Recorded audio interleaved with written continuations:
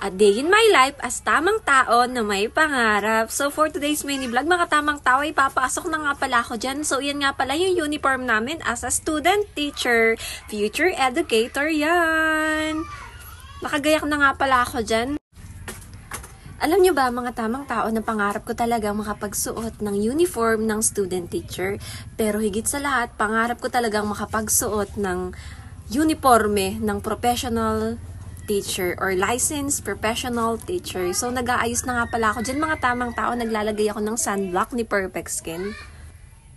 At para sa kaalaman ng lahat, nga pala, bata pa lamang ako ay, syempre, pangarap ko na talaga maging isang ganap na guro or maging isang teacher. Dahil bata pa lamang ako, sa tuwing nagtuturo yung isa kong teacher na hindi ko napapangalanan, mga tamang tao, ay parang nakikita ko yung sarili ko sa kanya na nagtuturo din ako. Kaya ngayon, kinuha ko nga ang Bachelor of Secondary Education, major in Social Studies, kasi nga, I love history.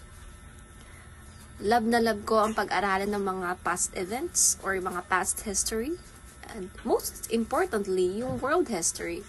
Kung paano nga ba nagkaroon ng mga civilizations.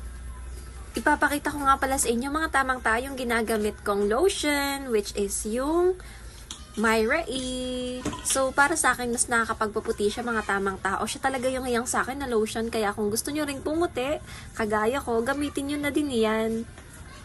Sobrang dami ko na rin kasi, mga tamang tao, na itry na lotion, pero sa Myra E lang talaga, humiyang yung balat ko.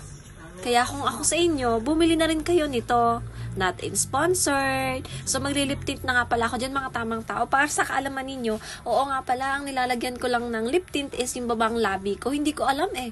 Hindi ko feel lagyan yung itaas. Hindi ko rin alam kung bakit. Hindi ko alam sa sarili ko kung bakit. Yun nga pala, yung binigay na baon sa akin ni Inay, mga tamang tao, bali 250 lahat.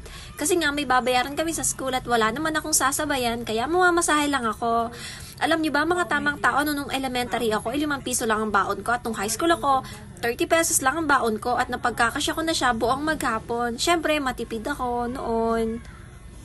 Nagbabaon na nga lang pala ako ng tubig sa school, mga tamang tao, at diyan, pinag-iisipan ko pa kung dadalhin ko yung payong ko kasi malakas yung ulan. Dito. Papasok na nga pala ako dito, mga tamang tao, pero naalala ko na wala pa pala akong sandals. Yung bag ko nga palang iyan, hinabili ko lamang sa Shopee sa halagang 350 pesos. At iyan nga pala yung biniling sandals sa akin ni Inay, mga tamang tao, sa halagang 258 pesos. May sandals na akong maganda. So ayan, nagsasandals na ako para makapasok na ako. Naglalakad na nga pala ako niyan palabas, mga tamang tao, dahil magloloka lang ako. Wala kang kasabay. Papasok na nga pala ako dyan. Nakasakay na nga pala ako nito sa tricycle, mga tamang tao, papasok. So, paano? Hanggang dito na lang. Ulit. See you on my next mini vlogs. Thank you. Thank you for watching. Please like, share, and mag-follow. Andito na nga pala ako niyan sa Ascot, mga tamang tao. Tumatagiti na lang dito. So, maglalakad na ako, papasok. Bye-bye.